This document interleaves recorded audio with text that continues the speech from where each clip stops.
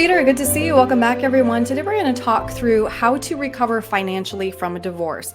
The older you are when you get divorced, the less time you have to recover financially. And Peter, I know you know this already. 1/4 of people getting divorced right now are over 50. So Yep. let's start with your action plan to recover financially after a divorce. First, you say you need to assess your new financial situation. That means make a summary of your assets and expenses and any debts, review income, and again, any expenses you see coming up. Yeah. Well, you're starting over, but you're starting over from a different place.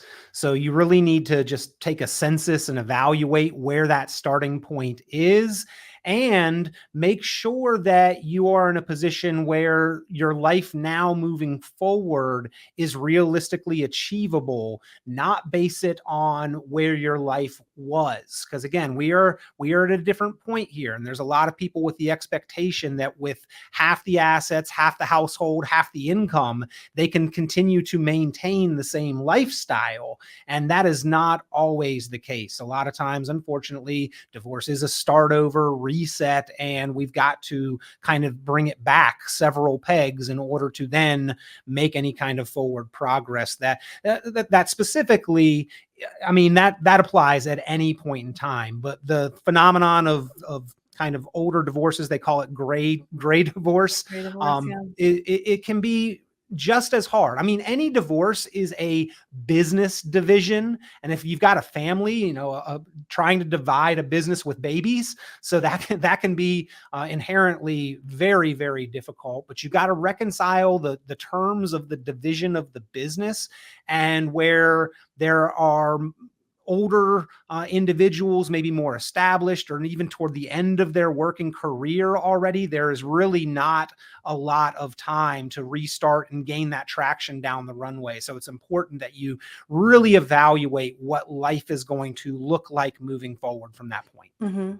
Step number 2, revise your estate plan and update those beneficiaries. Yeah. I've seen it firsthand where estate plans had been drawn up, beneficiary designations had been set under one set of circumstances, and circumstances have now drastically altered, and people overlook that. They forget to redo the legal documents, the power of healthcare, the power of attorney, who gets the assets in beneficiary designations. Life insurance is another big one. And by the way, when we are going through this process of divorce, a lot of times access to retirement account dollars is important.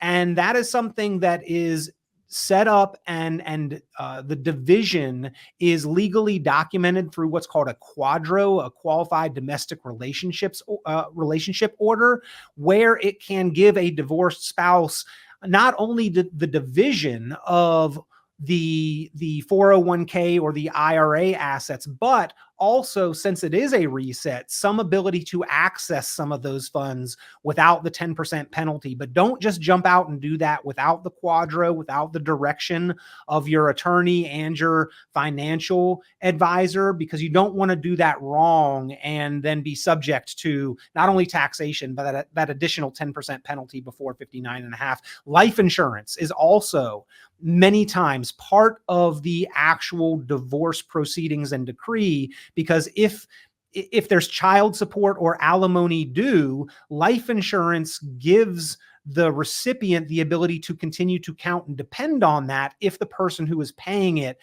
passes away unexpectedly. Mhm. And so a lot of times that each divorcee will be entitled to own life insurance that the other spouse is on their life. Not only that, but also is required to pay for as part of the divorce settlement. So just make sure you're crossing T's and dotting I's. All of Right. that kind of summed up really quickly is that the divorce is a financial piece of the transaction and detanglement, but there are almost certainly and always continued connections Of that you course. need to make sure that you've addressed. Mhm. Next, you advise clients to check their Social Security benefits because they may be eligible for benefits based on their spouse's work record. So how does that work? Yeah, here's just one of those examples of a continued connection. Even though the divorce has separated the individuals, the finances are still connected. And specifically for those who are Social Security age eligible or beyond, as long as you've been married for 10 years, you are actually still entitled to that ex-spouse's earnings record for Social Security. There are a couple other requirements there. Remarriage can throw things into a different category there. But if you are divorced and have been married 10 or more years, you can make a claim to a ex-spouse's benefits. They don't necessarily need to have made their own claim yet, even. And that's if we were still married and I wanted to collect my spousal benefits, that spouse would have had to have already claimed. They didn't want spiteful spouses to wait all the way till 70, essentially, Right. just to Yeah. spite their ex. And remember, Social Security is a system that is specifically intended to prevent old age poverty, impoverishment. So if there was one breadwinner and one stay-at-home spouse, if the breadwinner decided to divorce right at the cusp of Social Security, they don't want that stay-at-home homemaker spouse to be left with nothing Right. at all. So that is where the ability to claim a spousal benefit comes into play here. But yeah, if you've got to understand the rules with Social Security, including your own benefit, looking at a spouse's or an ex-spouse's. Social Security has a lot of minutia and intricacies that deserve and demand some education that the folks down at the Social Security Administration office honestly oftentimes just don't provide enough of. Of course. Right, right. Next, you say use the catch-up rules for your retirement savings. Yeah. In the home stretch of our working career, anytime you are 50 or above, you've got the ability to make extra contributions. And especially in the case of divorces, you may really need those extra contributions as much as possible to make up for having to start back a peg or two. So take advantage of those catch-up contributions if you're 50 or above in your IRAs and your Roth IRAs and your 401ks. You really need to try to make as much progress as possible. And by the way, that's not just for divorcees. That is for anyone. You've got the ability to make up those catch-up contributions. And at age 50 or above, maybe you've got some other expenses like the kids off of the payroll or the house paid off. And at that point in time, you can really supercharge your retirement savings. It's a great opportunity. It's one where I think I wish we could save more in retirement accounts all along the way, but specifically for those catch-up contributions for 50 and above, and especially when there is a situation of divorce, it's vitally important. Mm-hmm. And then last, you suggest setting new financial goals. Your retirement was probably based on joint goals. And now that that's changed, rethink what's important to you. And that's where working with an advisor can really help. Yeah, and don't make knee-jerk reactions too quickly. Don't Mm, make big financial moves too quickly. Really kind of evaluate life and reassess not just the money, but your goals, your values, what has changed that's important to you in life, and then make the financial moves to support those goals. And so reevaluate it from kind of all sides. What do I envision taking up my time moving forward? Do I right. have now more room to do work for longer, or to do volunteer work for longer, or to travel and do other things that my ex was just not interested in doing? Who knows what the change in circumstance is, but the money always needs to reflect the goals. So take the time, evaluate those goals, and then make the financial moves to support them. Well, Peter, because it is such a significant transition and so very emotionally charged, people again can benefit just by talking it through with an advisor. If somebody wants to have that conversation with you, how can they reach you? Yeah, give me a call at Richon Planning, 919-300-5886, 919-300-5886.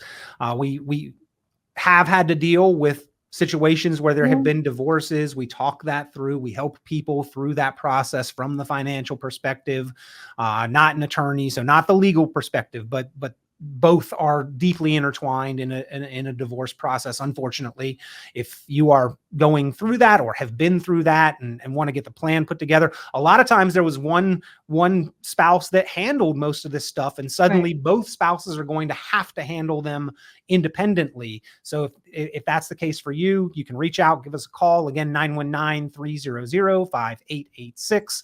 You can go online. It looks like richonplanning.com. It's my last name, richonplanning.com. You can email me, Peter at richonplanning.com. And we do put together for individuals what we call the optimized retirement plan. Wherever you're at in your financial progress, I think you need a retirement plan, but certainly if you've had a life-changing kind of event, circumstances have changed drastically, it's time to review, evaluate, no matter even if you already had a plan, get a new plan put together so that you can move forward with confidence. Absolutely. All right, Peter, thank you so much. Thank you, Erin.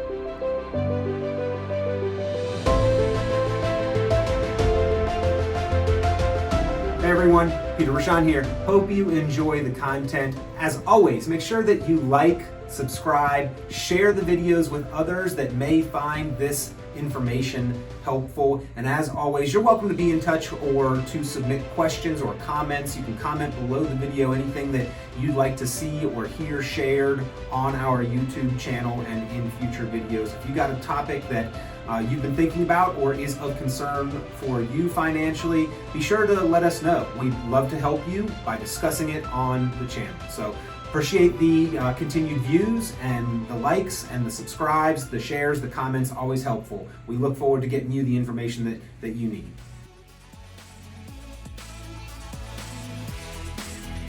This has been Planning Matters Radio. The content of this radio show is provided for informational purposes only and is not a solicitation or recommendation of any investment strategy. You are encouraged to seek investment, tax, or legal advice from an independent professional advisor. Any investments and/or investment strategies mentioned involve risk, including the possible loss of principal. Advisory services offered through Brookzone Capital Management, a registered investment advisor. Fiduciary duty extends solely to investment advisory advice and does not extend to other activities such as insurance or broker-dealer services. Advisory clients are charged a quarterly fee for assets under management, while insurance products pay a commission, which may result in a conflict of interest regarding compensation.